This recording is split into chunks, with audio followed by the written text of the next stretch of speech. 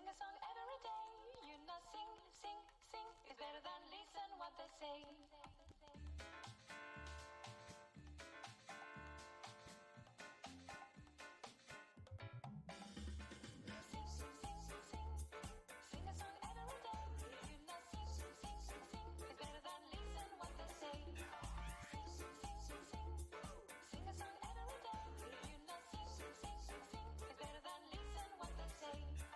Sing it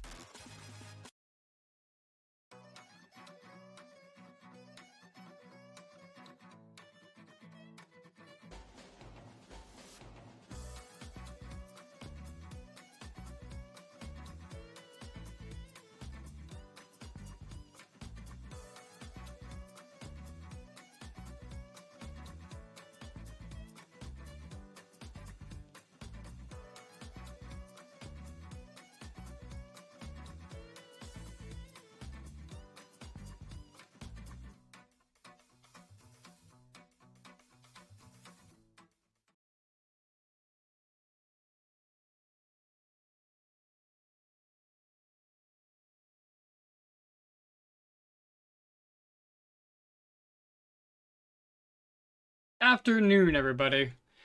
So you probably see me on a little bit early. I was just kind of messing around with the 7 Days to Die server. But enough of that. So, welcome to the first ever, I guess you say, podcast. This is actually going to be put on YouTube for the remainder of all these episodes that we put on YouTube. So for the YouTube people, follow, comment, and subscribe.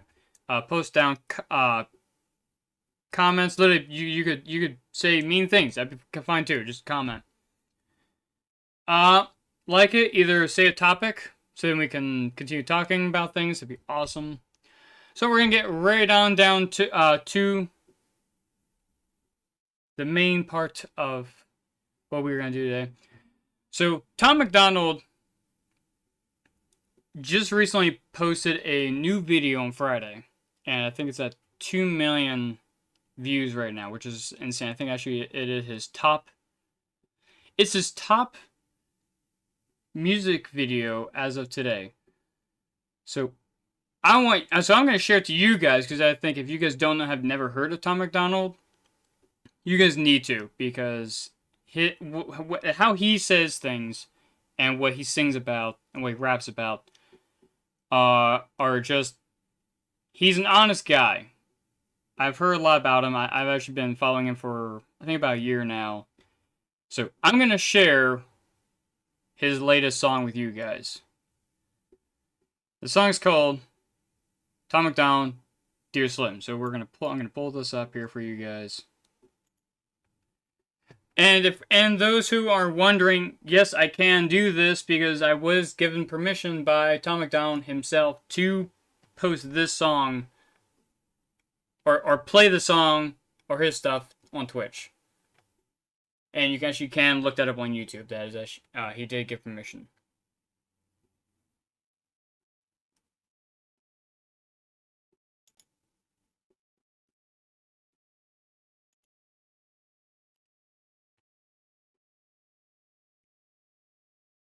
Here we go, guys.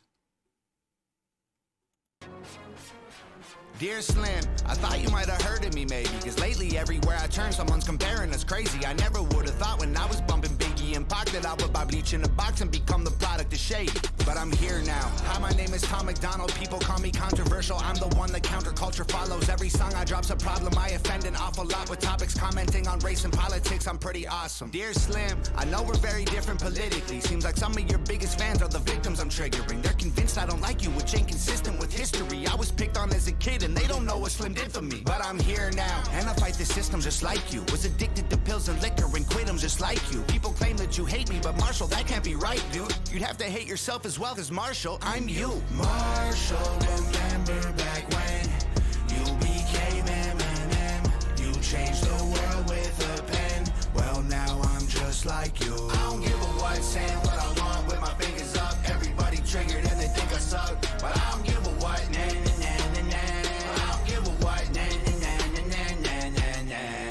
Dear Slim, I thought that maybe because you paved the way for me, you might relate to weight that Caucasian rappers are carrying. They're constantly comparing us to you, it's embarrassing. Never gaining their approval, it's just hate we're inheriting. But I'm here now, go ahead and hate it, don't hurt. Call me culture vulture garbage, those are ignorant words. I kill a vulture, cook the poultry in a pan till it's burnt. See Marshall, I'm just like you, I'm flipping the bird. Dear Slim, I just want to give you your flowers. I spent hours memorizing all of your songs in 2000. You were the reason I screamed at all of my teachers. A teen, I needed your CD on repeat and Shady's face on my t-shirt. But I'm here now, they call me controversial just like you. We're both white, both rap, both of our eyes blue. Screw any guy who tries to say you changed and don't like you, cause in my mind it's still 99, and I'm you. Marshall, remember back when you became Eminem. You changed the world with a pen. Well, now I'm just like you. I don't give a what, saying what I want with my fingers up. Everybody triggered and they think I suck, but I don't give a what,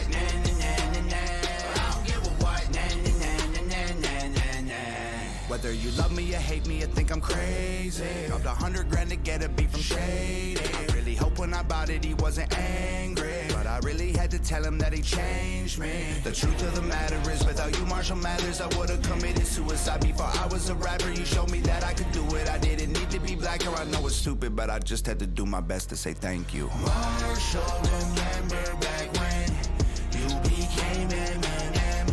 You changed the world with a pen. Well, now I'm just like you. I don't give a what, saying what I want with my fingers up. Everybody triggered and they think I suck, but I don't give a what. Nah, nah, nah, nah, nah. I don't give a what. Nah, nah, nah, nah, nah, nah, nah. Marshall, remember back when you became Eminem. You changed the world with a pen. Well, now I'm just like you. I don't give a what, saying what I want with my fingers up. Everybody triggered and they think I suck, but I don't give a what. Nah, nah, nah, nah, nah. I don't give a what. Nah, nah, nah, nah, nah, nah, nah.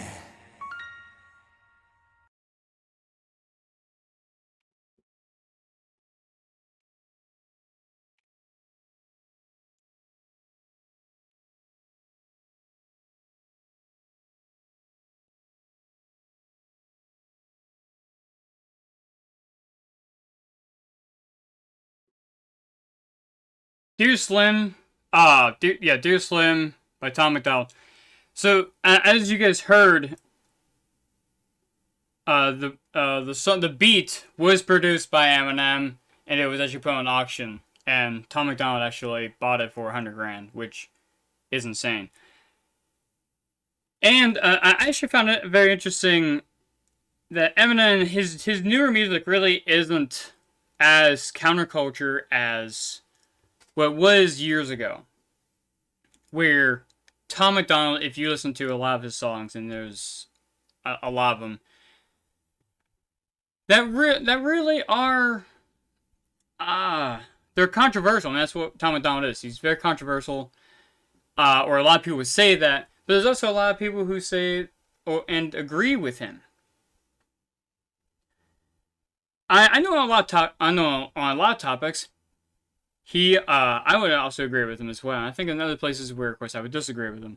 But he at least is passionate about it, and he's respectful about it. I watched a number of podcasts or interviews with Tom McDonald. One was with Officer Tatum. There is another one that just been posted, I think, a few days ago as well. I did not get a chance to watch that one. And that was, I think it's No Life Shack. So again, that's on YouTube as well. I do plan on watching that one and seeing what No Life Shack has also to say. He's also a reaction YouTuber. And a lot of people have issues with Tom McDonald because he goes against the grain. First of all, I mean, he looks. Actually, the braids and the tattoos, that's all real. He definitely looks very different than everyone else, and he's Canadian, or he's from Canada. And when he was going through all his problems and issues, he was moving around, and because a lot of people were not accepting him. And eventually, Noah was actually the one who asked him to move to the States. And he actually said that the States is one of the most accepting places in the world. Because he actually been to a lot of places in the world. I can't remember all of the places he's been to. So it makes you wonder, especially like nowadays, why on earth would Tom McDonald, who looks like that, honestly, he is definitely a little off-putting for some people. I mean, you look at him and go, he looks very different. I mean, he is covered in tattoos, which I think actually, and they're all very meaningful. I think he talked about a number of them, which they're really cool. I think the thing that actually caught me differently the most was his hair. And in this video, he actually looks like, I think it's a shout out to the Stan. I think it's in one of the movies. Correct me, I might be wrong on that notion. But he actually looks like Eminem. Like years back, you know, the wife beater, the blonde hair, the short blonde hair actually. Though it's really hard for him to be Slim Shady since he is much larger, size wise, not height. I think Tom McDonald's I think he's only 5'9". But it's irrelevant. It's like what the fuck is going on with all the people going on with all the hate and shit? I mean, it was last year, and this I think was really really angers me to no point. We had people going around streets and making other people get on their knees. That, first of all, we're Americans, and there's definitely one thing we shouldn't be doing is getting on our knees for almost anything, and the only time, or for another person, unless it's for marriage. Other than that, you should not be forcibly to kneel for anyone. We're Americans. Why are you doing that? Under no pretense. First of all, you people need to realize that shit happened 200 years ago. Let it go. We're way beyond that. You don't see people beating up Germans because of what their ancestors did, and that's way more recent than slavery. And if we're really going to go against, people, saying about the harsh history of the United States, we're babies. The United States is such a very young country. We don't really have a whole lot of history. So don't say our history is very dark. It's really not. I mean, what we did to the Indians, that's not right. It's not cool. It's not right. But it's done and over with. We need to move on. Same thing with the slavery thing. At that time, during the 1800s, everybody owned slaves. Slaves owned slaves. So, we need to stop dropping all of this shit, because it's not doing any good. Actually, just making things worse. And it's going to be a problem. And I think lately, I think they're pushing for critical race theory to be taught in public schools, which makes absolutely no fucking sense to me, because you shouldn't be telling people, the reason why the way you are is because of the color of your skin. No, it's not. I mean, it's more likely because you made bad choices in your life. That's why. Listen, if people, like, I mean, if you want to make a choice, if you want to talk about choices, let's go with college, because there's a lot of talk of removing the student debt, which I'm not for, and I'm a college student, because I'm the one who picked up that risk. I chose to invest in my own education and my own betterment. So if that's the case, then I should also pick up the risk of, being in debt for a couple of years, but hoping the investment comes out and I actually come out as having a better job and actually having information that can be useful. I mean, and not everyone needs to go to college. I'll be the first one to tell you, you don't need to. If you're a carpenter, first of all, if you're a carpenter and you like carpentry and remodeling stuff, you stay in that profession. We don't have enough of those people, so stay in that profession, because you're gonna be able to make a lot of money and make sure you're good. And that's really the key factor, is if you're good, you like what you're doing, you're gonna make a lot of money, because the trades are going down. So if you're going about to college, go into the trades. That's one thing. You don't need to go to business school to be good at business. You don't. Another one of these issues is we have so many people going into these liberal arts majors. There's nothing wrong with the aspect of going to the liberal arts majors, but let's go for art.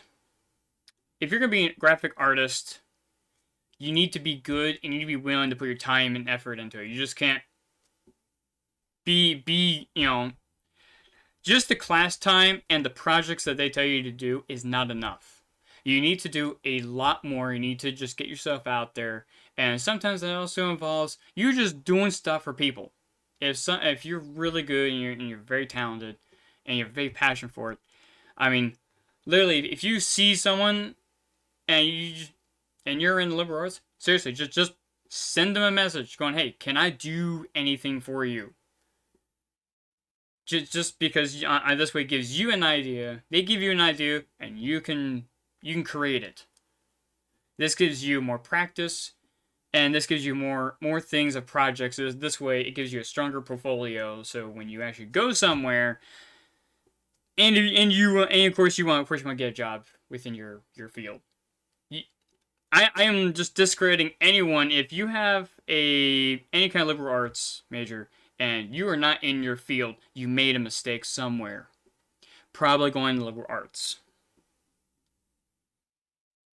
It's a really sad fact that we have all these people going into liberal arts or into college, just college in general, and they just go there just to party and have sex. If that's the case, you don't need to do that. You don't. You don't need to go to college. I mean, I guess it's just an excuse. It's just an excuse to just leave the house, and this way you have your own time, and you spend whatever free money on condoms and booze and whatever, which is just a massive waste of time and money. You don't have relationships, fine. And trust me, that's a whole nother tangent. That's a whole nother topic we'll get to. But, I mean, you can be in the trades and you can still be pretty good by yourself. Even in business, you can do fairly well by yourself. Because at least this way, you can be your own boss to a degree. Because, let's face it, if you are a business owner, you're not your own boss. You may think you are, but you're not. Really, the clients are your boss. And a lot of people don't realize that when they go into businesses on their own, and when you are the owner of a company, you're putting in a lot of hours. You don't work 9 to 5. That's not what you do. But the trades, you can probably do a 9 to 5. Businesses, you as an employee, you can do a 9 to 5. Liberal arts, you can't do that. Your job. I kind of put the coding in liberal arts as well, only for the fact that because it takes a certain level of skill and you have to do a lot of it to put in these. I mean, you can put in a lot of hours to code. I have actually when I was still in my one major of computer engineering, I did a decent amount of coding, and I hate every second of it, and I realized this is not for me. I am not a code monkey. I think that's what I'm pretty sure that's what they're called. I'm not a code monkey. That's not me. So of course I got out of that major, and I joined banking and finance. So the people who they like art, they like doing art, more than likely they're gonna do really well. And for a good example is Vivzy Pop, who is the I guess I'd say like the main brain behind Hasman Hotel and Hell of a Boss, which if you have not seen either one of those, you need to. Because one, they are hilarious, and two, they're so well put together. They're so well done. That there's a lot of really cool characters involved. Not just the characters themselves from the actual show, but also the people who are the voice actors. These voice actors are extremely talented, and one of them, I forget what the guy's name is, but he is I think the creator or co-creator of Grim Adventures of Billy and Mandy. So he plays as a little imp. I'm trying to think. Moxie, that's his name, from Hell of a Boss. Both great shows. The animations are fantastic, and Vivzy Pop is doing this for quite some time, and she actually graduated from a art school. And she's in the profession of doing art. I mean, that's pretty much her job now, is to work on these shows, which is fantastic. Not a lot of people are able to do that. So if you're in art, you want to make sure you're doing art, and you have to put the time in. You got to put a lot of time and effort into it, and you have to have a passion for it. If you do not have that, if you're not willing to put time and effort and passion into the liberal arts, you may just want to get out. Just get out, pick something else, talk to your advisor, because it may not be for you. And That's perfectly fine. So now let's go to the lovely topic of relationships, shall we? When I was ranting on that, so what is going on with these colleges? I never understood this about the colleges and people sleeping around. I honestly never got that.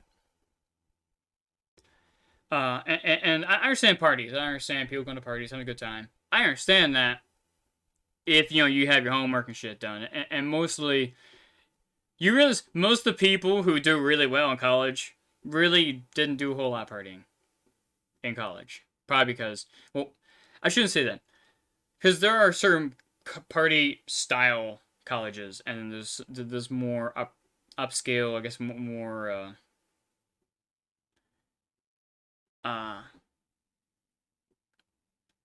very more stricter colleges. So I guess it depends on what college you go to. I know the college college I went to, not so much. They're definitely they're pretty strict. So not really crazy parties going on, but I do know there's another one that I actually work for. I take care of some of the lawns there. It's definitely a party college, and every now and then I have to clean up a condom or two, which is pretty gross. I'm not gonna lie. I don't really clean up. I mow around it. I take care of the lawns there. But those places are just gross. The thing I don't get is why sleep around in colleges, and because a lot of people say your college experience will create who you are, and that's very much true.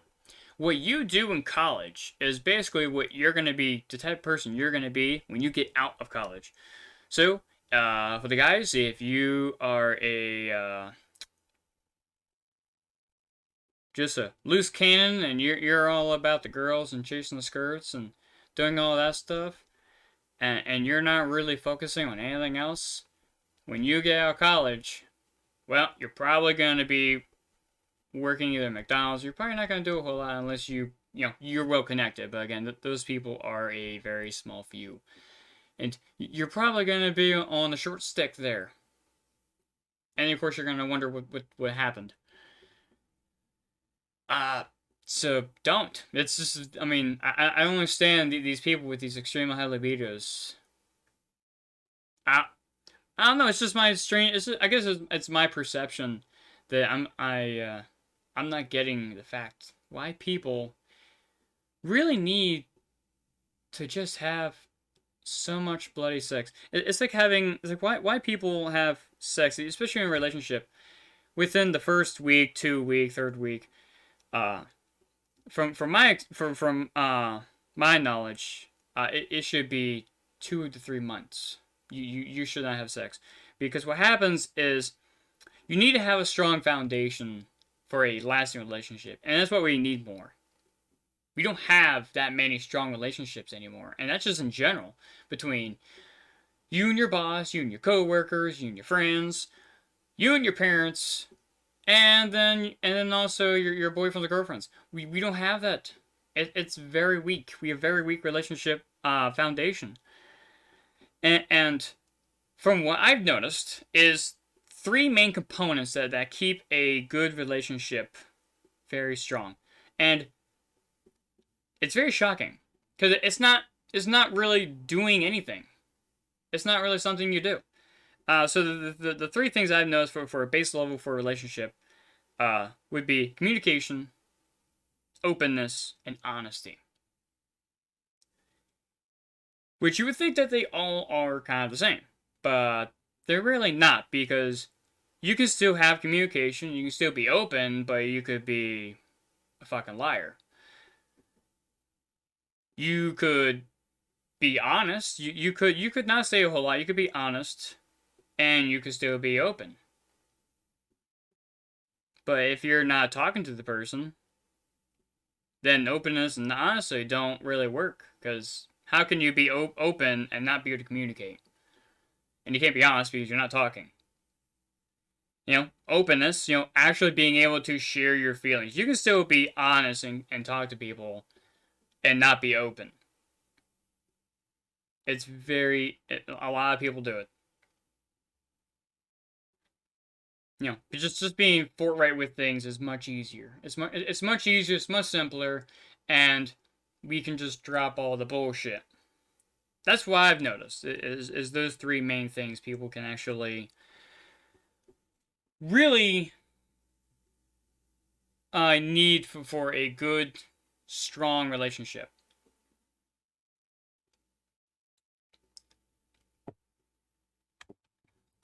And another thing is, I think we use the term love a little too much. And why I say that is, I mean, we say a lot about, like, you know, we love this, we love that. And if you truly love somebody, like I say you're dating someone, and you truly love them, why would you go behind their back and cheat on them? Or it could be me.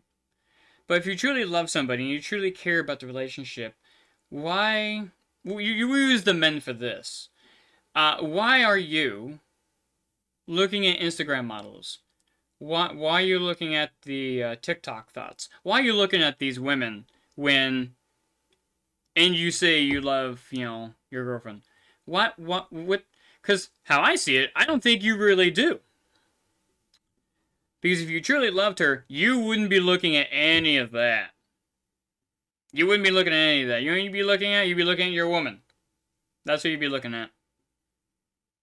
Mainly because you love her. That's why. You know, you would think she's attractive.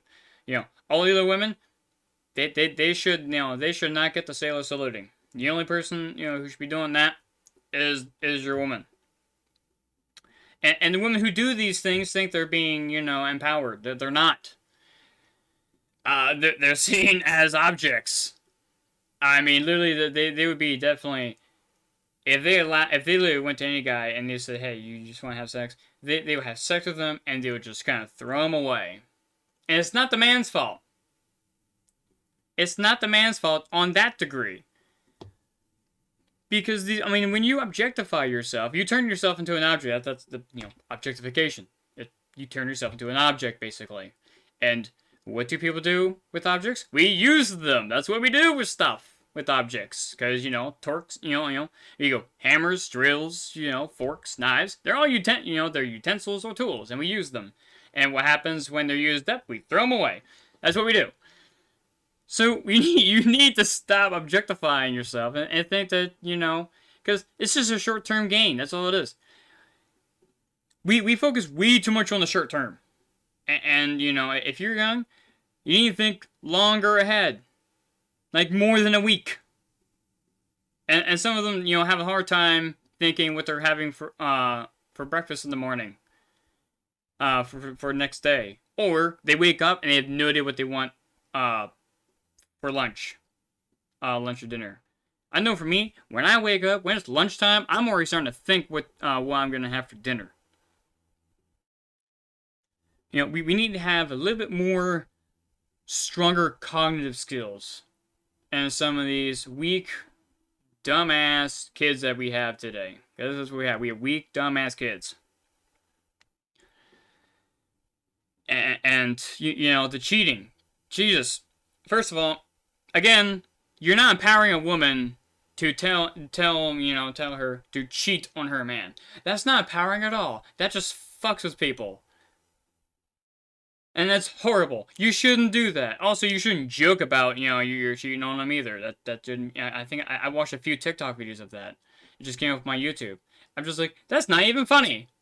I'm probably gonna punch someone in the face. You joke about that, you're either gonna get punched or slapped. I don't know which one yet, but, you know, it's gonna be more like in the moment kind of thing. Don't do that. It's as simple as that. Again, the TikTok, it is garbage. It is a cesspool of idiots and degenerates. And first of all, there's a lot of underage, you know, kids there who do certain things, and guess who else is on there? Pedophiles. TikTok is basically, its majority is underage children and pedophiles. Congratulations, TikTok. You guys nailed the demographic on that. we really need to push, because Cuties was a fantastic movie. I didn't watch it. I'm being sarcastic for you people who can't tell what sarcasm is, or don't have two brain cells to pinch together. Because if you think cheating in general is okay, it's not. If you're cheated on, you don't cheat to get back. That two wrongs do not make a right. They don't. So don't do it. First of all, if your man or your woman cheats, you get rid of them. You don't fix it. Because they don't... That shit has to be planned. You know how it's planned? Because you just don't walk on the sidewalk. Just walking. And you pass by. Let's go. You as in a guy. You're walking on the sidewalk. You're just walking. You're just going for a fucking walk. And a woman walks by, like, any time, and you just fall on her, and now you guys having sex. That does not happen, okay? That shit may happen in the stories and other bullshit people might tell you. That shit does not happen. That takes some planning. So, cheating is not something where you can just go, because humans are creatures of habits. So if you do, let's just say you're living with your significant other for a year. Let's just say you're living for a year. More likely, you go to work, you do your thing, you come home relatively within like 10 minutes. 10 to 15 minutes, depending on, travel time or whatever. It is the separation time. More likely, if you're gone for an extended 2 hours, the woman is going to go, I wonder why. And he has not messaged me anything of going, hey, guess what? Shit's different. Because more likely at 2 hours, more likely at an hour or 30 minutes, you're probably messaging your man going, what the hell is going on? I have not heard anything from him going, hey, I'm late because there's stuff. What's going on? It takes planning. It takes planning to cheat. You don't just fall into it. Or you don't fall on it, depending who you are. And you know exactly what I'm talking about. All it does is destroy people. Men, we have dealt with men. Men who cheat, they're garbage. Us men, we take care of that. We shame them, we put them down. Guess what? Shaming is good. People think shaming is bad. No, that's good for society. As a society to work, we need to have our own norms and points of interest. Or not really points of interest, but we need to have our own social rules and norms. Meaning, a norm would be, you don't fucking cheat on your significant other. Men, we have that. Because when one man cheats on his woman, most other men will look at him and go, you're garbage, we're not dealing with you. Because it's just not right. You don't look like a good man to cheat on your wife. If you really don't like her that much, get rid of her. Just get rid of her. That's all you gotta do. Get rid of her. Move to that girl. Done.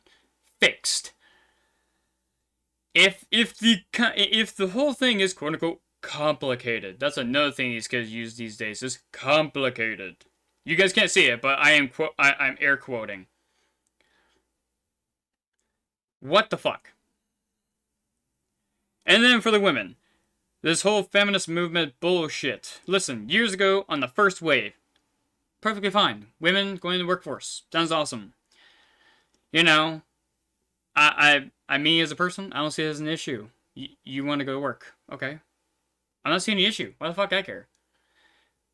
I mean, I think for women, them choosing a career or a relationship is honestly just the dumbest thing in the world. Now, before I get yelled at, here's why. Traditionally, you could literally just find a man, marry his ass, you stay home, take care of the kids, and his ass goes to work. That's a pretty gravy job. Now, I'm not saying being a housewife is easy. I just think it's easier in some regards than going out and stressing out over work. Now, of course, we live in a different society, but you know what I'm getting at on just the point of, the wife could easily work part-time or whatever, but it's one thing if you're working mixing work, having kids, and still keeping a decent relationship with your husband, that's okay. That's perfectly fine.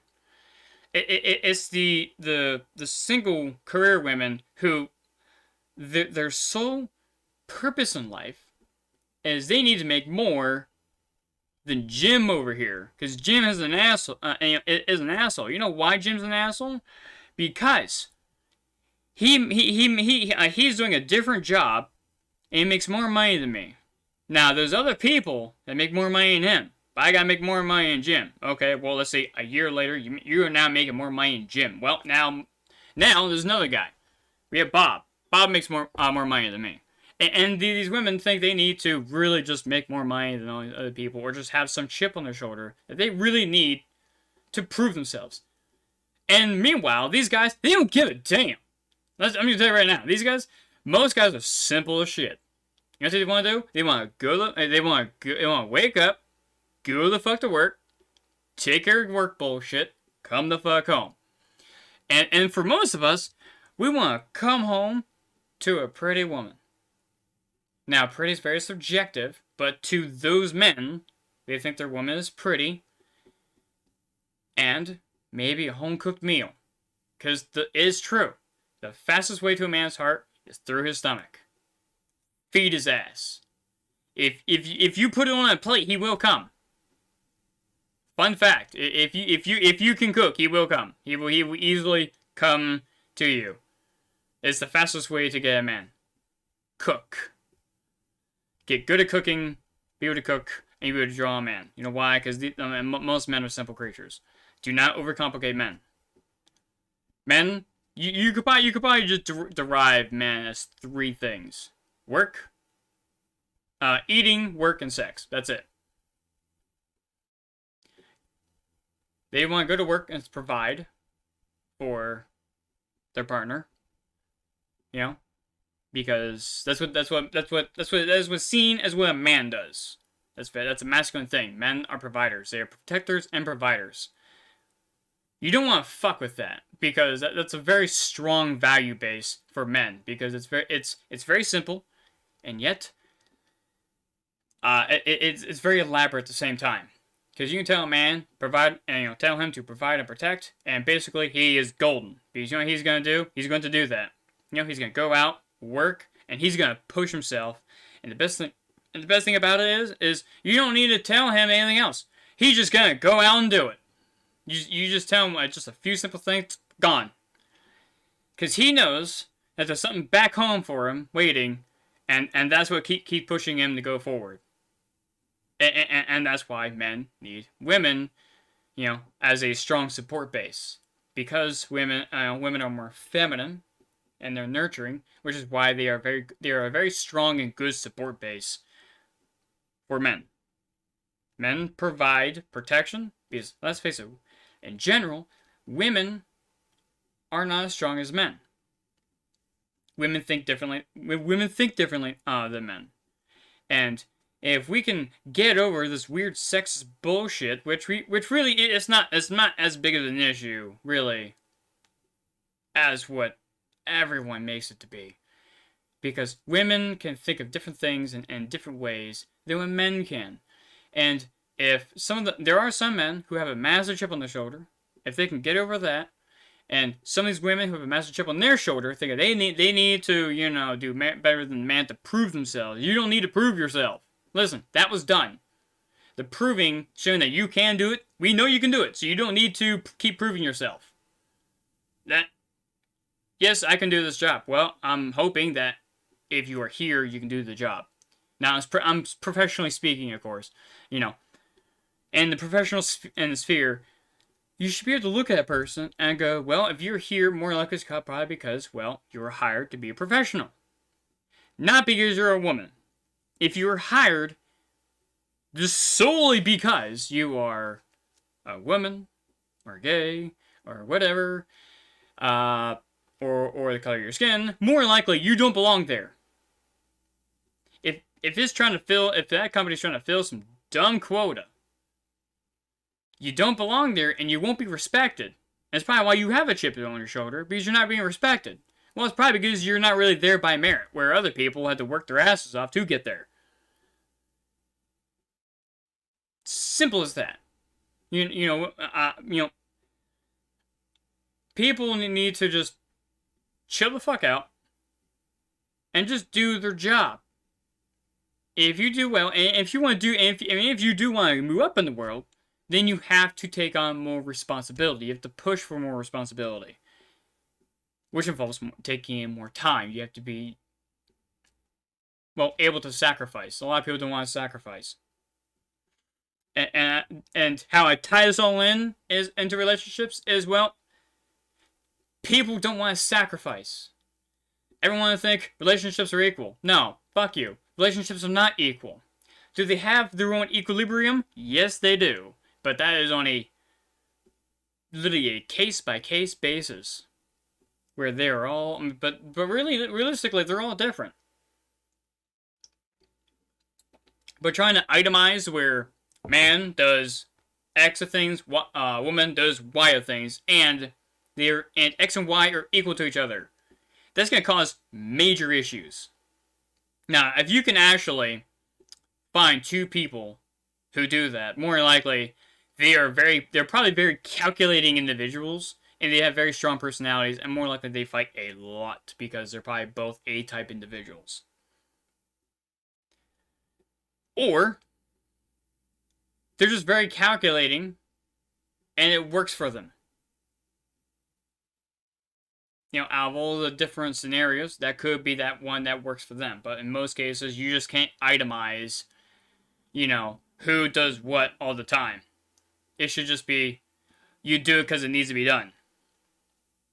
That's it. If the trash needs to be taken out, because that's very stereotypical for men who do not want to take out the trash, I will be the first one to say, I'm guilty. Extremely for that. That I really have a hard time just wanting to take out the fucking trash. Well, you do? You just take out the damn trash. Now, if your man is a lazy fuck, then yeah, you may need to do something. You may need to, you know, push him a little bit in the right direction. And give him a little nudge. That's okay. Giving a little nudge is okay. But having a full-on fight over trash, listen.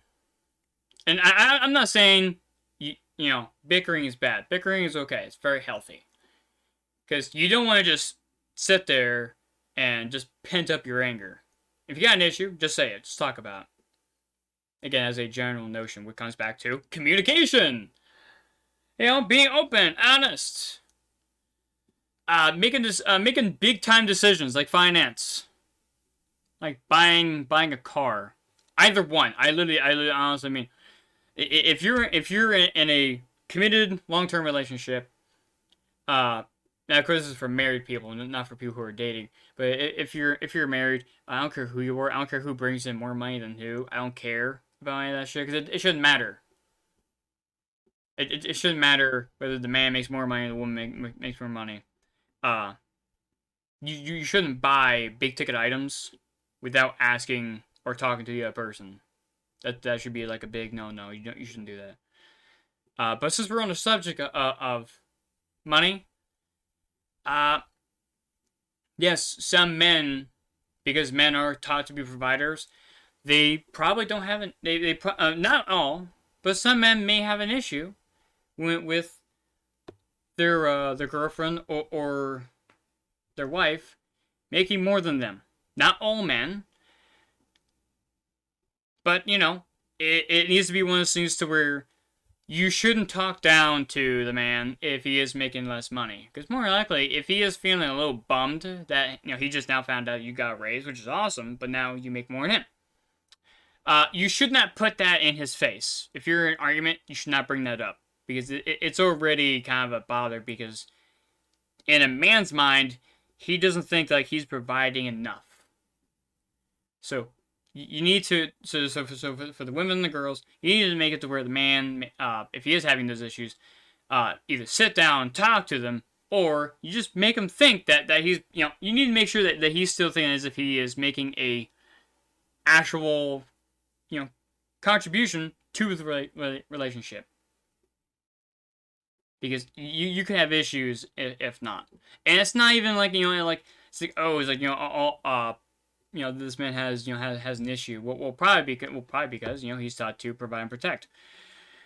So we should, so the solution is to teach them not to be providers and protectors. Okay, and then we get, the objectification issue where we have no men saying, hey, that woman is like scantily dressed. That's not really, a woman who does that just out nowhere. Now, if again you're significant others doing that, well, for you, that's okay. But if just some girl is being scantily dressing, just to get to attention, she's not dating material. She's not wife material. She's not girlfriend material. Now she might be to hit and quit material. That's a fact, because they're just there for attention. So you're there, give them attention, gone, because they're not gonna be worth your time. They don't care about you either. So don't even think about it. So don't even think that they care about you one bit, because they don't. Actually, they're going to scream for, you pay for it because they're traditional, but they don't want the hassles of the traditionalists as well. And of course they also want to be a modern woman and not be objectified by wearing almost no clothes anyways. So it's a real mind fuck. Basically, if you don't want to deal with that mind fuckery, or you're immune to it, if you're immune to it, it doesn't matter. But if you don't want to deal with that, just walk away. They're probably not the person for you. We need to build a stronger value foundation of today's relationships, because we don't have a value. We don't have any, because if you have any values that may discriminate for a relationship, meaning you're not into bigger women because you see that as they're unhealthy. Listen, that's okay. You don't know why? Because there's probably some other dude he likes who may like a woman with more meat on her bones. It's not for you. And a lot of times they see it as unhealthy. You don't have to change. You don't. But the bigger women, they're going, hey, I can't find the right man. Well, you may need to lose some weight. Now, of course, given a lot of people go, well, I have a thyroid problem. Okay. First of all, those who actually do have a thyroid problem, that's fine. I'm pretty sure you can deal with that. First of all, you're also an exception. We like to use the exception as the rule for whatever fucking dumbass reason. People love using the exception as the rule, and it's not the case. America is very fat, so more likely you're not fat because you have a thyroid problem. You're fat because you first of all, you don't move, and two, you keep eating out or you keep eating shitty food. Now, you have the full-on right to do that, but you also have the full-on right to people see you as, well, you're unhealthy because, well, you're big. That's a fact, Like, when people talk, just like me. I have, because since we still live in fucking America, I have the right to the freedom of speech, and I have the right to offend people. And people have, people have the right to be offended, and you have the right to be offensive. Try to tell someone that they're not allowed to say anything at all is wrong. Even if you disagree with them. Let's just go with like a communist. Let's go like on any platform. Let's go with YouTube. If you have a capitalist and a Marxist, they're allowed. They're both have to have their own. Both allowed to have their own damn channels. You know why? Because we live in America. If they're both stationed in America, they're allowed to have their own freedom of speech. That's how it goes. But this whole lack of values. I mean, this definitely comes from the family, because the strongest value point. Now, friends over time do contribute to the value system to an individual. They do at a certain point. But the very foundation, is the family. F and F.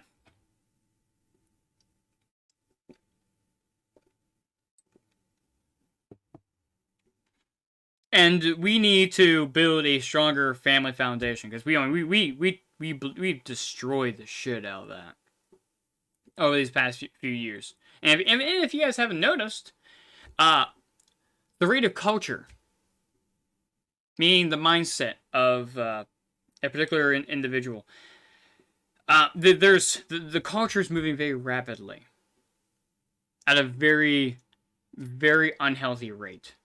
We shouldn't be moving this fast. Everyone thinks that we need to be, we need to keep moving ahead. I'm okay with that, but people as a whole, it takes a long time to adopt shit. You just can't throw an idea and you just expect it to take root and everyone accepts it immediately. It is not like that. Now, it definitely works. To a certain degree, it works pretty effectively if you have, of course, a lot of women and a lot of weak men, because women are very agreeable. They don't like confrontation. Most of them don't. So they're very agreeable, and they would just kind of accept something. Might be a little uncomfortable, but you know what? We don't really want to fight this because we don't want to have problems. So we're gonna accept this. And then if you have a lot of weak, I think, what do they call them? Soy boys. That's what they're called. Soy boys. Weak men. To me, they're boys. You can be 40 years old, or in your 20s and 30s, and you're a soy boy. Guess what? That's what you are. You're a soy boy. You can be a 30-year-old man. No, you're a boy. And you have a girlfriend. I don't care. You're a fucking boy. Who are also, they're very agreeable. So you know what you do? You give them that, and of course you guilt trip them into believing whatever it is, and that's how you can get a really good, strong foundation. The issue is the people who are more traditionalists, or actually have a brain, or is just a common fucking person, just common person, anyone off the fucking streets. More likely, they never went to college, and they never will. Those kind of people, they're probably not going to accept it. And actually, after seeing on how bad the soy boys and those types of women accept those things, and what's going to happen is when you have an idea that comes into the culture, it is immediately questioned. Everything's like that. When something new is approached, some people take it without question. You're gonna have those. We call those cultists. That's what we call them. They're cultists. And then you have the people who who adopt over time, because you have a lot of people influencing them. So they're gonna accept it. And then you're gonna hit that lovely brick wall of every different new bit of cultural difference. And those are the people who question it. They're the kind of like the older. They're kind of in the middle of the road, because they're not the really old ones yet. You haven't got there yet. So you're gonna sit there and go, well, I'm gonna question it, because that's what you do. That's what happens. Something's different, you question it. Going, well, is it legitimate? Where is it coming from? How do you get to this conclusion? And that's where we're at now, is with critical race theory or critical gender theory, and which both of them are garbage. They should not be taught, because there's no merit to any of them. And if you believe them, I'm sorry.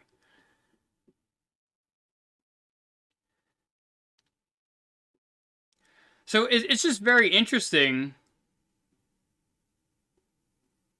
to think of these weak values of these relationships. Why would you want this? I mean, listen, we don't have to listen. A man does not have to be a guy who can pick a truck. He doesn't need to be that. A man just needs to be someone who's able to protect, his woman. Let's just really cut it down. That's what a man does. They protect. And that is literally, I mean that's a very good, that's a strong and good purpose for them too. It really is. It gives them purpose. And when you take away purpose, listen, if you really are going to try to destroy something, you may want to, the best way to change culture is to not just adopt something new. What you want to do is you probably just want to, first of all, you want to replace. It's much easier to instead of just removing and then adding to it or whatever, or just bash your way through. Honestly, just replace whatever the thought is. It's a little easier for people. And it's very hard to think that people think that you know, a person is weak because of the color of their skin. First of all, that's dumb. Or a person's dumb because of the color of their skin. First of all, it's melatonin. That's what it is. It's just it's fucking melatonin. What's the difference between a tan dude and a white dude? The sun. That's the difference. The tan dude was outside for who knows how long. The white dude was probably inside. He probably works at a cubicle. The tan dude, he probably works outside. Doesn't matter what he does. He's probably tan. And you know why? You know why his skin is darker? Melatonin, I think it's melanin actually, not melatonin. So why is this such an issue? Why? I don't get it. I don't. I'll tell you. I mean, I'll give a little story here. When I was in high school, you know, we're all sitting having lunch, you know, like normal high school kids do, and we're all sitting down, and this one kid, his name's David. He was black, and he was, you know, we're all eating. Eventually, he lifts his head up from his lunch. He turns one way, turns the other way, and he looks at all of us, and we're like, "What's up, David?" He says, "I'm the only black kid here," and we all started laughing, and we're all just like, "What?" We're like, "Nah, you can't be." And so we all, so our entire table is just all at once, everyone at the same time, left and right. Just, we didn't even coordinate it. It just happened. And we're just like, "Shit, David, you are." We all just noticed this. And we've been friends with him for ages. And we just thought, oh, okay, you know, he's just some kid. He's just some kid. He's a little darker than everyone else. Okay. Just some other person. It was the funniest thing ever. We had another black student. His name is Charlie, and the other students. It was always funny because if you turn, I mean, literally, Charlie was so dark that if you turn the lights out, he disappeared. And I found that the funniest thing in the world because he would do the only thing you could see is if he smiled, it'd be the white of his teeth. That's all you would see, and he was the greatest person in the world. He was super cool. But I mean, it was kind of like that. Well, we didn't give a shit. I mean, you're a little darker, okay. It should be by the merits of who you are as a person. Listen, if you walk around and you're white, black, blue, green, I don't care what color you are, and you kick a puppy, you're a terrible fucking person. You should kick a puppy. What'd the puppy do? It's a fucking puppy. What the hell? What's your problem? You know, and the person could be black. Let's just say he's black. Listen, you could be white and you kick a puppy and fucking hit you in the face. If you're black, you kick a puppy and fucking hit you in the face. Not because whatever you are, you're white, either lack of melatonin, pretty much, or, you know, you're black and you're a little darker. You know, I don't fucking care. You kick a puppy, going for a beatdown. Because that's just how it works. You know, you don't see people. I don't know. What's the problem? You know, but for discrimination, back to for relationships are discriminatory. They are. You know, because people have, again, values. They have standards. But your standards also need to be realistic. Like the constant thought of, I need a man who makes $100K, 6 foot tall, and he needs to be muscular. Not every man can be that because there's only so many jobs that men can do. And here's the thing. This is what I don't get. Women want this weird man, this weird height for a man, and yet they're also told to take those positions. So they lessen the market. How can you lessen the market at the same time still want the same market? You can't have it both ways, ladies.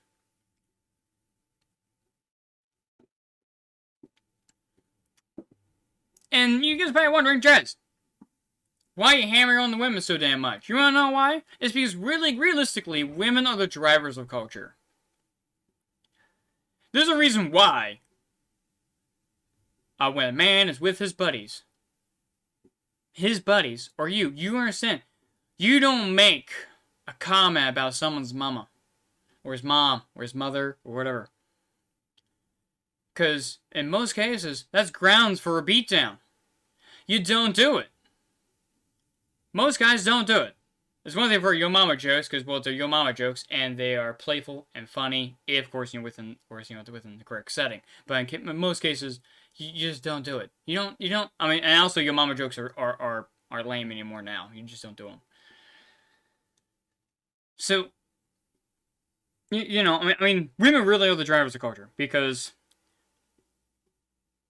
men will listen to, men are strong, they're more abrasive, and they're more stubborn than women. Women are more kind, caring, and they're softer and a little gentler. And, it's really weird.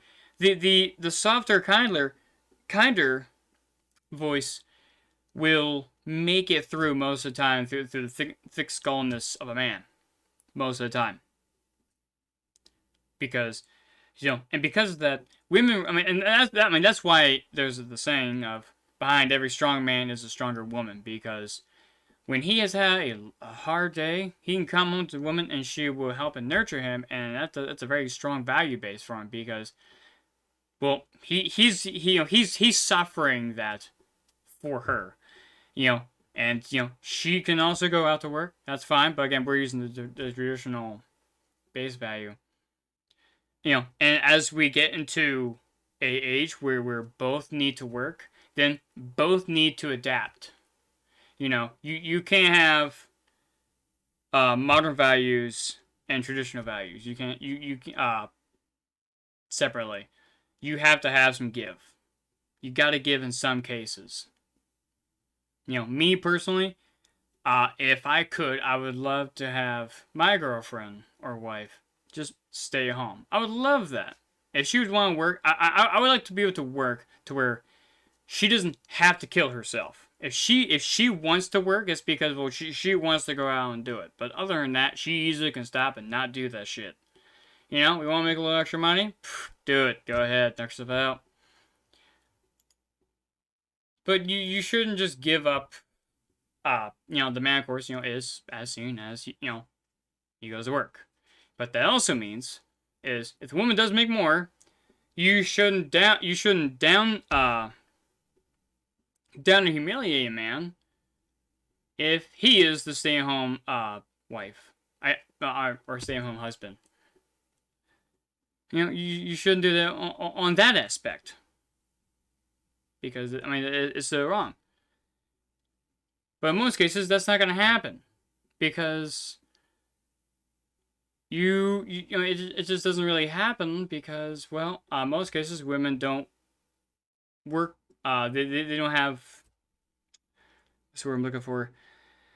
They're not. I don't say capable. That's not the word I'm looking for. It's more or less along the lines of. It's not as common. That's what word I'm looking for. It's not as common. If you want men to stay at home, then you need to be able to tell them that it is okay to stay at home. And in that case, that has to be seen as purposeful and meaningful to the man. So this way, he actually has a purpose to do that, and you still keep the roles, because we need roles. That's just how it works. If you don't have roles in a relationship, even basic roles, it falls apart really fast, because no one knows who's doing what. That's like a breakdown of any kind of structure. The whole thing where the woman needs to stay in the kitchen. Listen, she don't need to stay in the damn kitchen. Every now and then you can eat out. That's fine. I think the whole woman sitting in the kitchen is because, well, of the whole home cooked meal. Because technically, having a home cooked meal is healthier than going out and eating, which is probably why we have the fat issue we have. because people apparently did want to protest about having a healthy meal. Listen, if you're that big of an issue, you know what you can do? You can have the man cook. And if he doesn't know how to cook, first of all, a man should have some level of ability to fucking cook. And if not, you can teach the fucker. Men are very simple to teach. Especially if you have a wife. Because more likely, you can just teach them with sex. I mean, people are very simple. I mean, once you break them down, especially, you know, if you know how to get the man to learn things, positive reinforcement. It works a lot. It really does work very effectively in most cases. And that's really what it is, you know. Cook a meal, yes, you know, give him, you know, let him have sex. Done. And it's gonna happen. The next time, in his brain, he's gonna go, oh, if I cook a good meal, I get sex. So you know what he's gonna do? He's gonna cook a damn good meal. And you know, all you gotta do is just tweak the rules a little bit, and there you go. Of course, you want to be very careful with that because, well, every time, you know, he cooks and you say it's good, well, he's gonna be looking for his reward, and of course, you've got to be consistent with that. If you go down that line, although I'm not entirely for, I'm not entirely against teaching a man or doing anything with a man with sex. Of course, you can do the same with a woman either as well. But of course, men have a higher libido with women. In most cases, of course. Although in some cases, women have a higher libido than men. Now, just because you have a higher libido, whoever you are, it doesn't matter if you're a man or a woman, that does not give you just the immediate card to just go, I'm just going to have sex with as many people as possible. First of all, for men, I mean, that's not good for a man. A man having sex with, like, a whole lot of women, that's a very sleazy man. You don't want a sleazy man. If you're a woman and you have some level, I mean just a little tiny amount of self-dignity and self-respect, you're probably not gonna date that dude. Probably because I mean honestly, if the man has like slept with like 10 women or so, that's quite a bit. You know, he's already objectifying women. I mean, in his brain, it doesn't matter what the fuck you wear. You go wear a full dress. I mean, from like the Victorian era, where basically you show a little ankle and you are scandalous, that kind of thing. you know, and he's objectifying you anyways. It doesn't matter.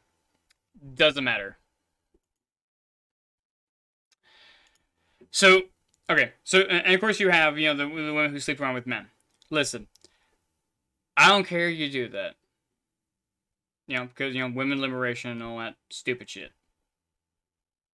But, again, a man who sleeps around, he also has to accept the fact that more likely a woman is probably not going to accept him as a reliable mate because he sleeps around. He is sleazy. Not a good man. Or you're desperate. That's another thing a woman could be. And it's really sad. You don't want that. For women, you just shouldn't do. You shouldn't do that either because in most cases, even though you're told by a lot of people, men are pigs. To some degree, that is correct. To some degree, but a lot of times we actually have a lot of self-restraint, and we actually have self-respect as well. But listen, if you have a fairly hey Driz, MVC also has stream.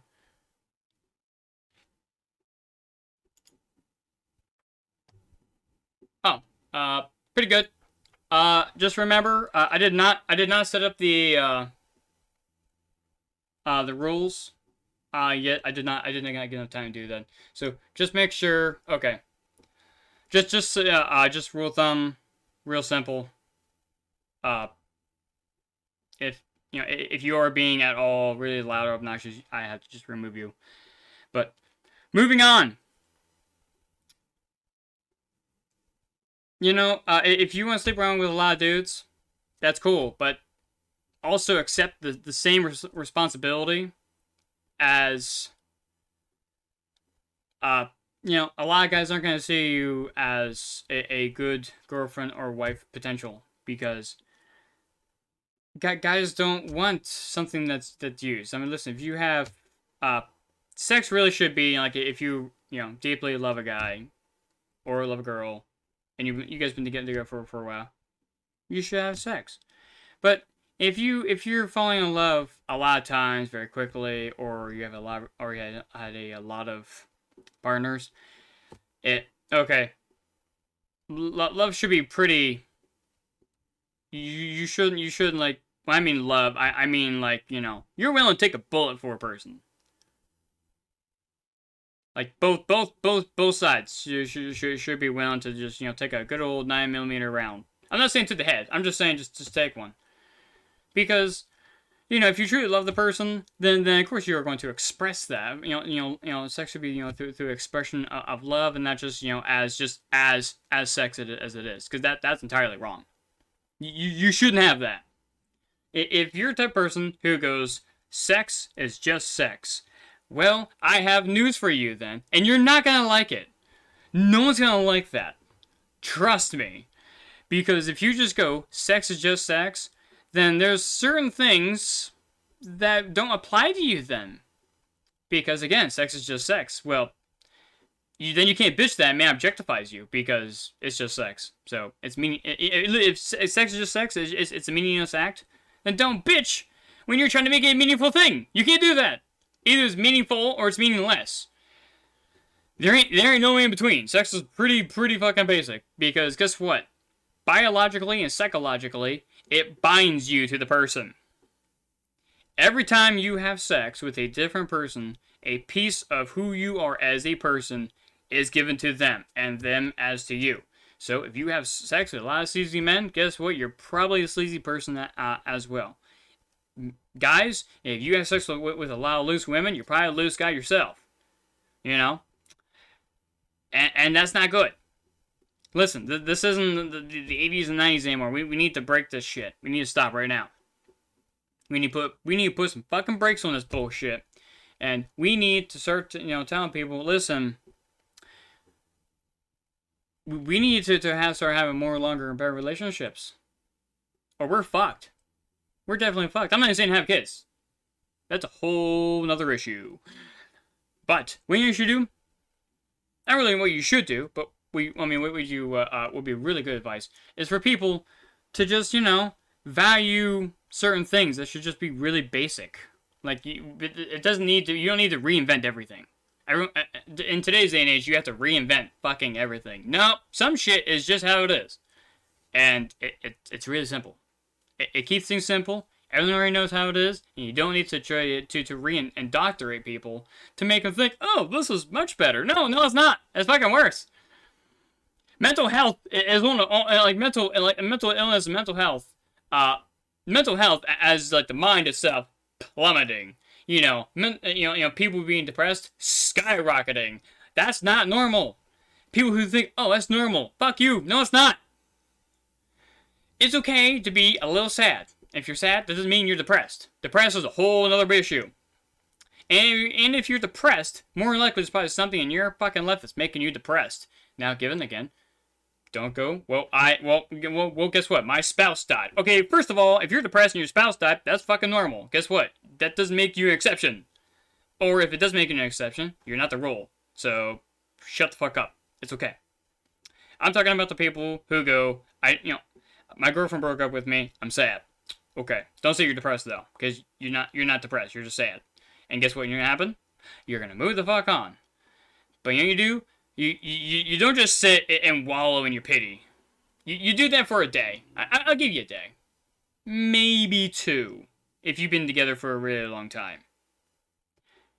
But you brush yourself off, you go to the gym, you shave, you probably have a beard, so you shave that off, and you get back on out there, because guess what? It's probably a better woman. If she leaves you, there's probably a better woman for you. Now, hopefully, you don't live on that couch. She left you for really dumb reasons, and not the fact that you're a bum. If you're a bum, you did it to yourself, that's your fault. Because you need to have a fucking damn job. Listen, you could do anything. I don't care what you do, just have a job. Just for men. To women, to men, have a fucking job. He needs to be doing something. If he's staying home playing video games, i.e., not Twitch streamers or like that, because guess what? They get paid. if you play video games and you can make a decent living, that's called a job. Not just sit there, play video games, and you get Zippo. Whole other thing. Again, that goes back to the whole people believe that the exception is the rule. Fuck you. Stop thinking the exception is the rule. It's not. I could draw you a fucking bell curve. If you don't know what a bell curve is, I'm sorry that the education system has failed you. That's like the basic notion of statistics is the bell curve. But we're not talking about the bell curve. We're talking about relationships and on just how shitty they are and how valueless. You know, you don't value the person, you don't value the principles, and you don't value, and if you don't value sex, all really bad things that you need to do. You need to value those things. You know, and here's a real simple thing. Again for the sacrifice part, you have to sacrifice.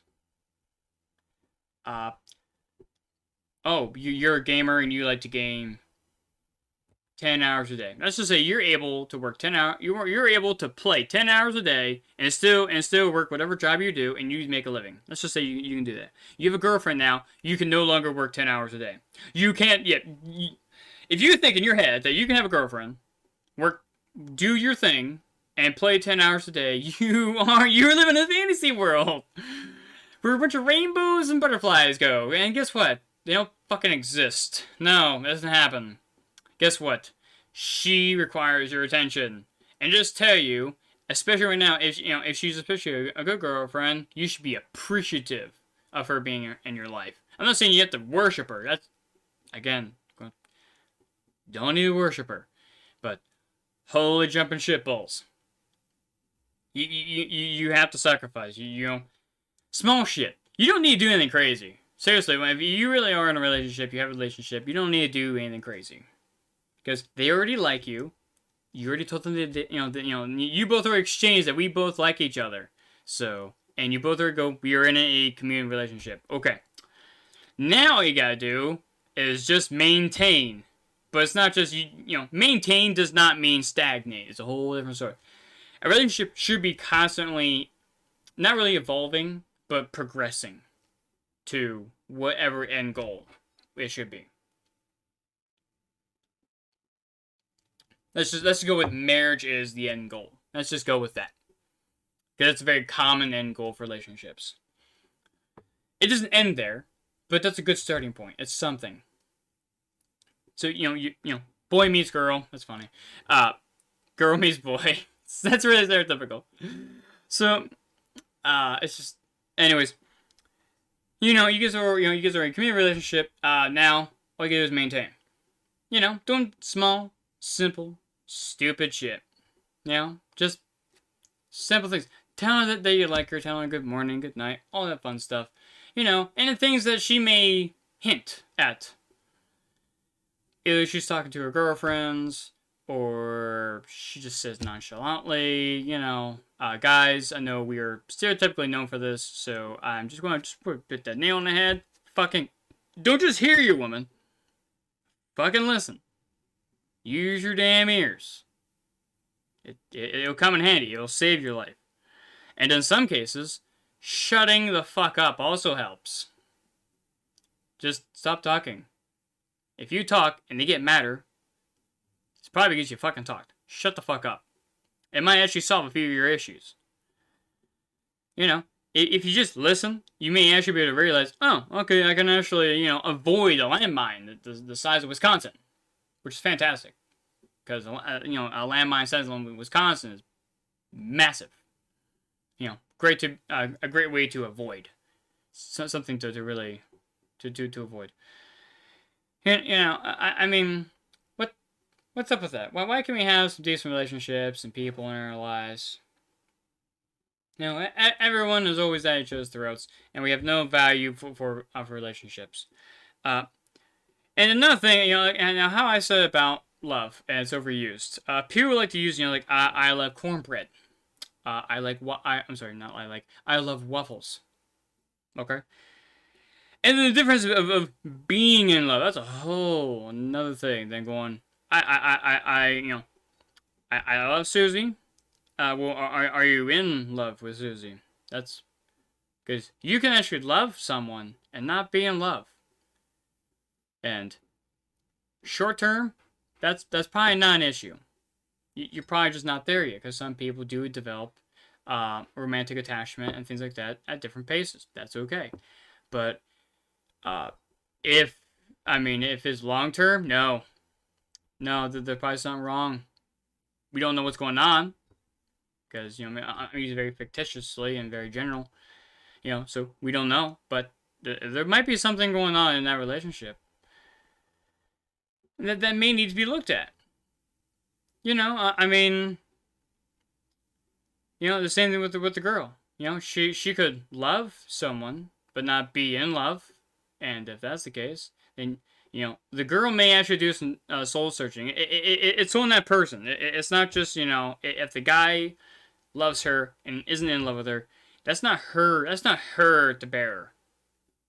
That's him to go. Why the fuck do I think this way? Or, in this case, it would be, why do I feel this way? Or not feel this way? Pretty basic and simple. Of course, there's more to it than that. Nothing is simple. Nothing is ever just super simple.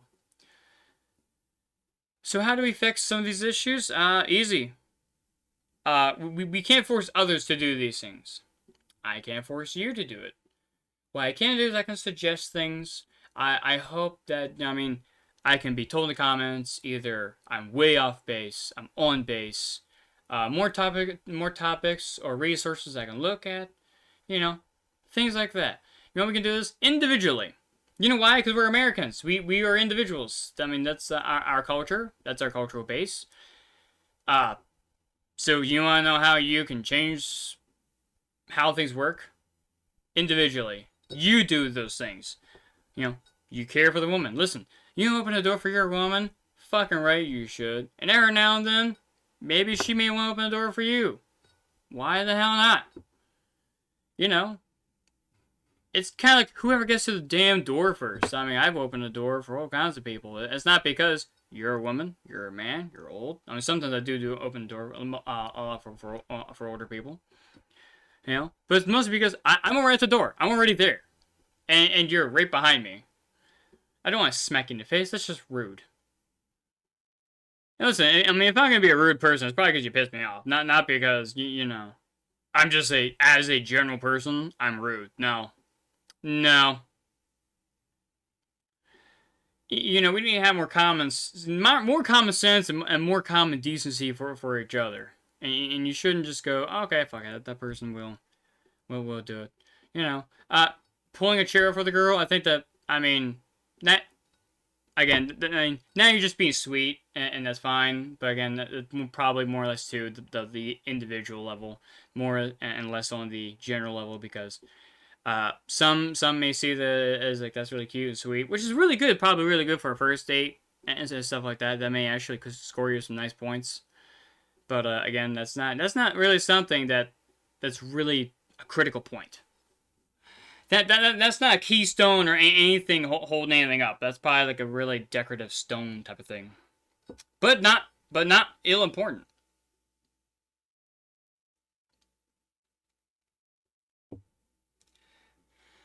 It's fine if you, again, I'll reiterate.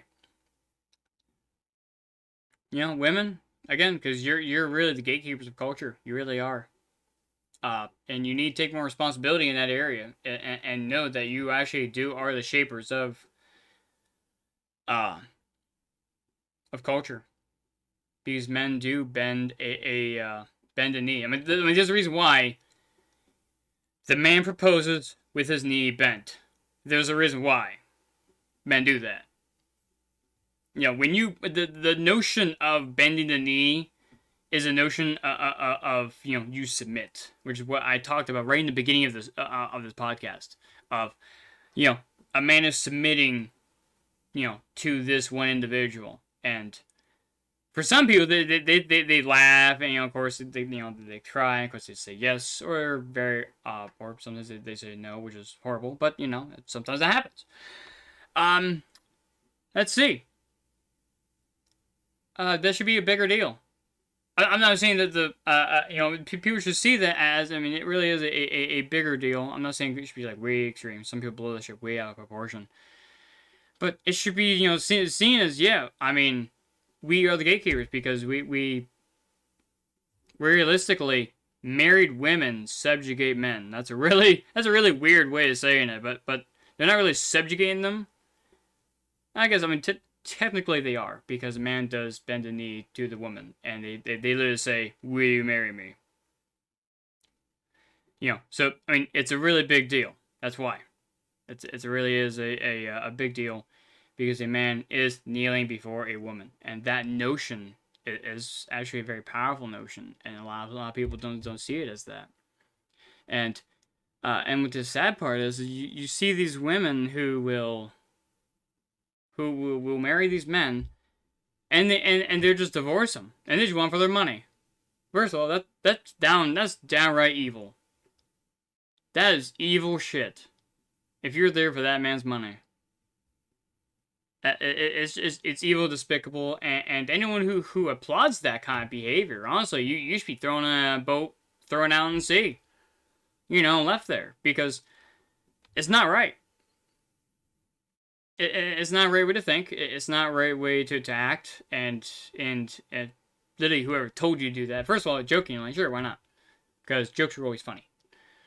But if you really do think that and really believe in that, you're way off base, and you might be a little twisted. You may have some mental issues that you may want to get checked out. Because you had this guy wrapped around your finger. Because when you at that point. The man is emotionally dependent on you. When you can actually get a man who's basically a rock most of the time, and you can get him to emotionally open up and be emotionally vulnerable, that's a really big fucking deal.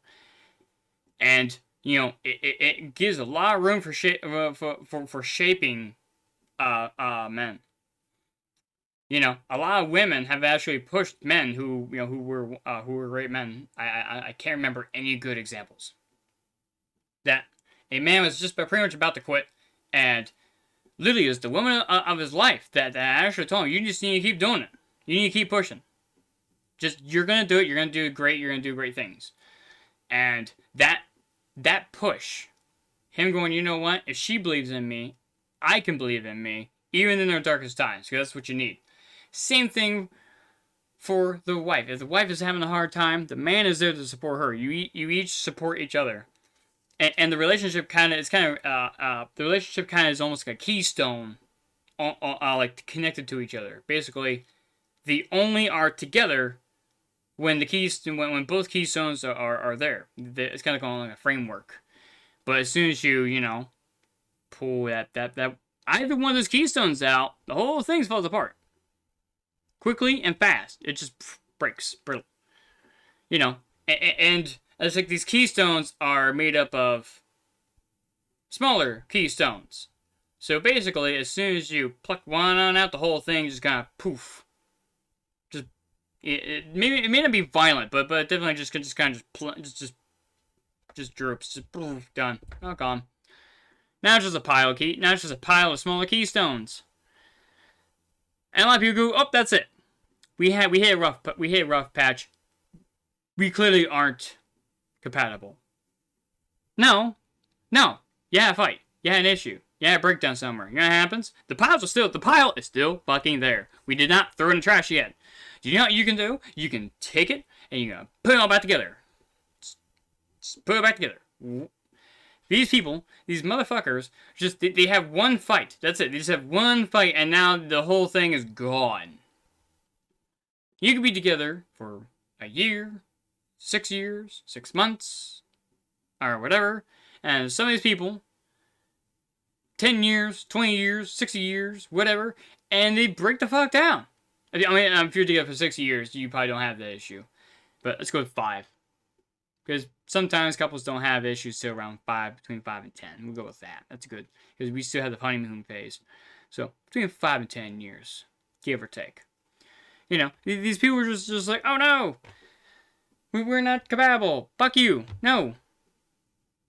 Listen, if you give a damn and give a shit about that individual, you're going to fight for them. Which comes down to where, you know, the difference of love and in love. And, you know, are you really willing to take a bullet for that person? Taking that bullet doesn't mean, it doesn't have to be a physical fucking bullet. It can literally just be the very fact, the very simple fact of going, you know what? We had an argument. Maybe we need to sit the fuck down, talk about what's going on. Which goes right on back to my trifecta, communication, openness, and honesty, right back there. Or you may need to see counseling. That may be a thing. And there's no shame in that. Some people see the shame in that. No. If both parties, and again, it has to be both parties have to agree to it. In anything. It would be as if, like, every Wednesday, you and your wife have sex every Wednesday at a certain time. No, we're not going to do that. Just go. You guys have sex on every Wednesday. And now you guys are getting older, and now that lovely little tradition is kind of lame, or she's tired. And what the issue is, well, he still wants to do that, and she doesn't. Which, to her, is, you know, there's nothing wrong there, but the issue is, well, he still wants to do it. And you have to wean them kind of off in that kind of mindset. Not sex, but the fact of some, relationships, they have to be on a mutual basis. That's how they work. Relationships are a mutual basis almost all the time, because, especially for married couples. Because if one, you know, I mean, you constantly, things go well when, you know, you both go left, right, center, up, down, blue, green, purple. You know, you both pick the same shit. And you both agree that this is the way it is. But if one person wants to change and the other one isn't really ready for that change, then you need to have a sit-down talk. Not saying the change is good, the change is bad, because it depends. And the reason why I know this stuff is because, well, I've been reading psychology and doing cases and talking to people for over 16 years. I can definitely honestly say that I'm an expert in this. You know, it's, and again, I would love to have people talk and people share their thoughts and ideas. Or share their stories, too.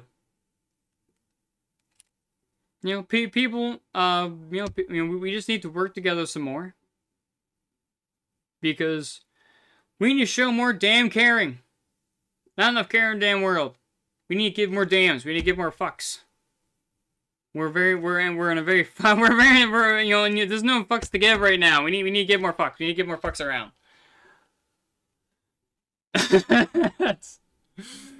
It's crazy.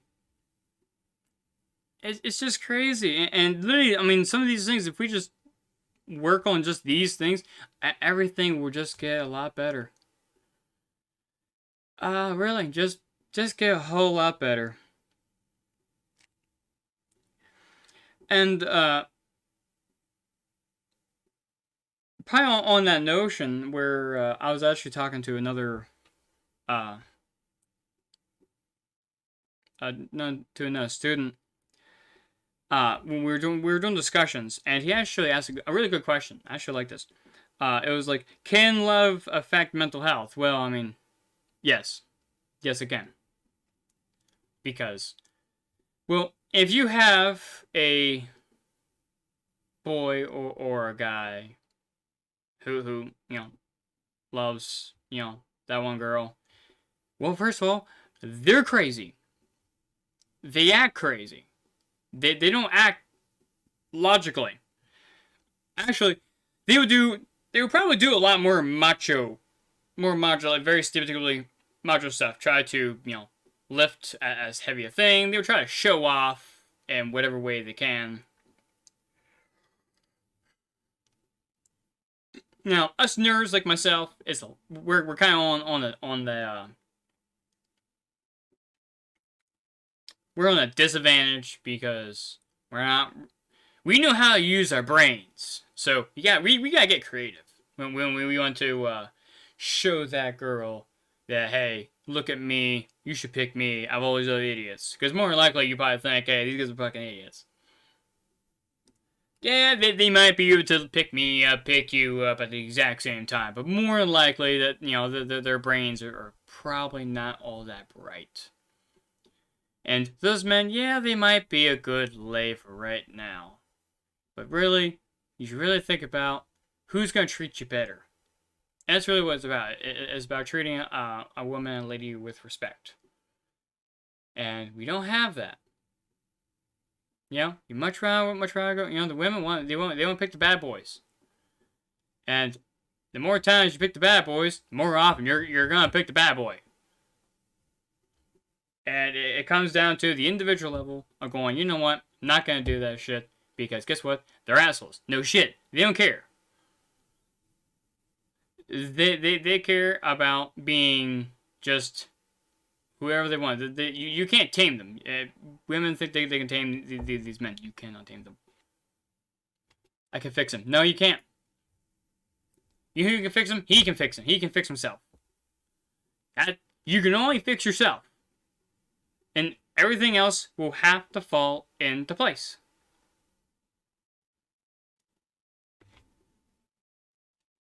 And it's honestly insane that these people don't get it. Now, if a woman treats you poorly, then she's probably not a good woman, because they should be, you know, gentle and kind. Pretty well, honestly, the stereotype for a woman should be feminine. Guys, honestly, adore and love feminine women. Because you could be super strong. Let's just say you're a pretty strong girl. You know how you can get a guy to really like you? Just pretend to be very, very feminine and do very feminine things. Like, I don't know, saying you can't open something up. It seems very dumb, very basic. But just, you might be able to pick something up. You might be able to do it. And you don't need his help. But you know what? If you ask him for his help, and more than likely, if you ask him for his help, he's probably going to like it. Because, well, a man likes to be needed. He likes to be wanted. He likes to know that you value him. He has value. If you literally can cook the meals, clean the house, make the money, what am I missing? Oh, I don't know, buy 20 dildos. And so basically, you know, you're satisfied in every way. What's the fucking point of a man? What's his point? What's his value? What the fuck is he contributing to? Nothing. A man needs to feel validated, and the man needs to have value. If the man has value, he is a valueless individual, and basically they just turned into mush. He needs to have something. Part of me, I honestly think that the whole dildos and fibers, part of me thinks that was probably a bad idea. Because now, in some cases, women aren't going for men. They don't need to. They're satisfied in other ways. You're just stripping away every value point of what a man, and basically when a man sees that, they go, well, if you already have everything, what do you need me for? So they're not going to go after you. If you literally have nothing, that a man could go, hey, I could actually add to this and make it better. You know, if he doesn't see that, he's not going to chase you. He's not going to go after you because he's going to look for someone else. Which is why a lot of times guys will easily go after the 20, it's like 23, to 20, I think it's like 25 or 7, around that range, because financially they're still on the lower end, and they're still in their beauty prime. So they're perfect. They're perfect candidates. And if you don't, and it's really hard if you haven't found a guy within that time span, you're probably fucked. Or not really entirely fucked, but you're definitely on that verge. You're definitely on that verge point, because men value femininity, which is beauty. Those are literally almost the exact. They're 1-to-1. And it's very hard for people to understand that. There's nothing wrong with being feminine. I'll give you. In my one paper, which I'll talk more about. Actually, we'll talk more about that in the overall sense. Femininity is not an issue. Here's why. There were very powerful women in history. If honest to God, you crack open a history book, even just the slightest bit, you'll find out that there's been some very powerful women, basically world rulers and leaders. Like Cleopatra of Egypt. She was definitely, feminine. You had, Elizabeth of England. And then you have, Catherine, I think it's her name is Catherine, Empress, I think it was Empress Catherine of Russia, and all three of them have something in common. They pushed their countries into golden ages. They lived in the top, and they were the best times to be, and those women were not they weren't masculine. They were very feminine. Now, they were strong. Doesn't make them masculine, though. But they were very strong individuals. And they were very feminine. But them being feminine made them very good world leaders, because they gave them a very caring aspect. They gave a utter shit, and they gave a damn about their subjects and their people. Because they could empathize with them. Because women are really good at empathizing with others. And if they can actually get that as a whole, instead of just, I only empathize with this one group.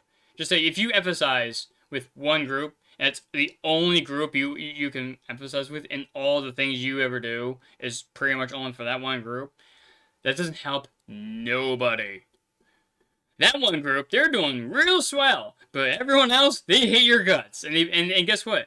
They hate that group. Because, well, that group's getting all the attention, where everyone else, they're getting the short end of the stick. And more likely, that stick is being shoved up there. It's not a good thing. Why? Oh, my goodness, it's so frustrating. It really is. Because, I mean, it's like this whole wage gap thing. I mean, is there a mathematical gap? Yes. But of course, when you do that, you have to do a multivariable analysis. And you realize something. Well, men also work more hours. Men work more higher paying jobs. And because of that, you have a wage discrepancy. Just with that. That in itself is a wage discrepancy. Listen, there is a bill, there's a law that you can't discriminate against sex. You're saying that there's a wage gap. And saying that it's because men are discriminating against women. That means more between 65 to 95%, which is basically 2 deviations, from the median, of all businesses, they're discriminating against women. That means 65 to 95 is also going against that one law. That's not even possible. Because there'd be so many lawsuits and other things like that. Are we having that? No, we're not. So that whole wage gap bullshit, it's a whole lot of crap. You know, they saying, is there? Mathematically, yes there is. There is a numerical difference. But does that make it a massive issue? No, it fucking doesn't. So guess what? Chill the fuck out. Chill the fuck out and calm down. Because more than likely, you're making an anthill. You're making a mountain out of anthills.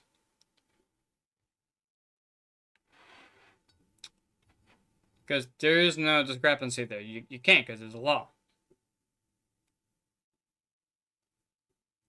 Now, I'm not saying there is zero discrimination. I'm just saying the vast majority.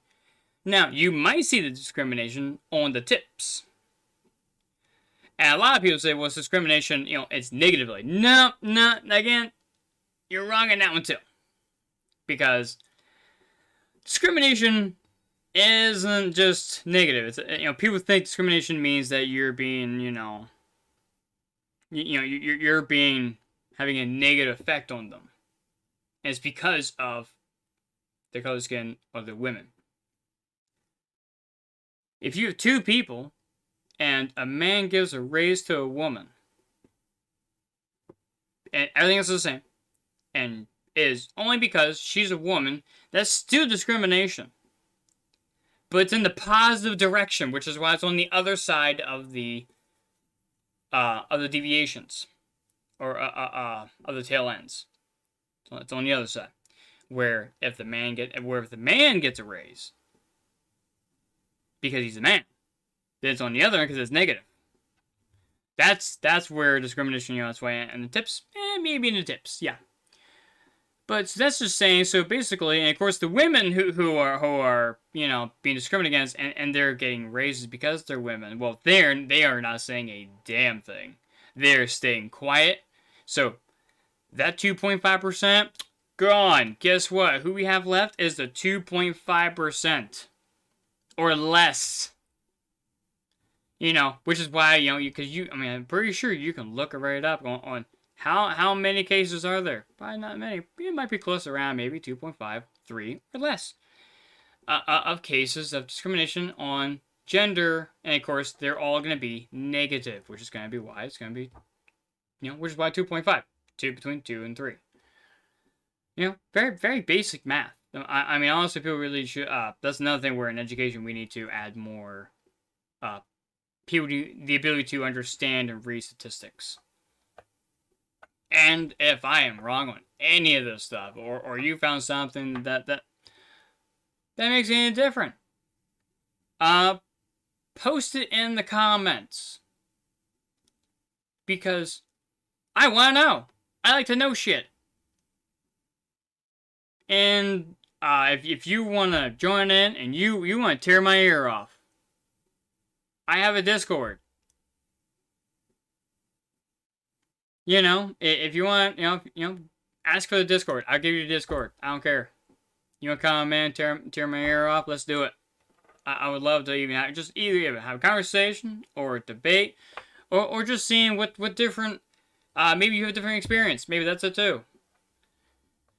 But if you can come in here and you're just gonna say, I feel this, I feel that, I feel like as if they're objectifying me. Well, I'm gonna ask you, well, why is that? And just say, if you say, well, it's because I don't wear a lot of I wear very tight or very revealing clothing. Then I'm like, that's probably why.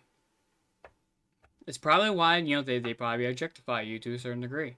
Now, women who have very large busts, guess what? You really can't help that. There's not really a whole lot you can do to help that. But if you have a still fairly prominent bust and you wear push-up bras and low-cut shirts, and you complain why men cannot focus on you, listen, again, we are simple individuals. Don't let us, just saying, that we need to control ourselves. Okay, if you give us the opportunity, we're probably going to take it. We're pretty simple. I mean, some men have a lot of self-control, but guess what? They're going to, every now and then, look, keep talking, look, you know what? We can't help ourselves. We can't. Which is why a lot of people say, and Jordan Peterson actually says it in one of his lectures, that women culture men. You know, that's why we need relationships, is because a woman actually cultures a man. A man, more than likely, if he loves his woman, and because she cultured him, guess what? That one, I'm gonna be very stereotypical. You know, that one secretary who probably wears a little too flashy clothing. Guess what? Not gonna faze him a bit. Not gonna do it. Nothing there. Because, you know why? Because the only eyes that man has is for his woman. Back at home. That's just how it works. So our time is up. You know, we worked 2 hours. It's a pretty good long stream. I think that's what we're gonna do here. So those who came in live, thank you very much for just listening. I do appreciate it. Again, I have Discord. If you want to put in any topics in the Discord, all Discord topics are anonymous when you suggest them. They are only revealed if you wish them to be revealed. If you wish to join in to talk with me as well, it is an open platform. You may literally hop in. As long as you just agree to the simple conditions of the podcast and things like that, and Twitch, again, no issues. This feed will be unedited, just be uploaded to YouTube. So this is a farewell. Those YouTube fans,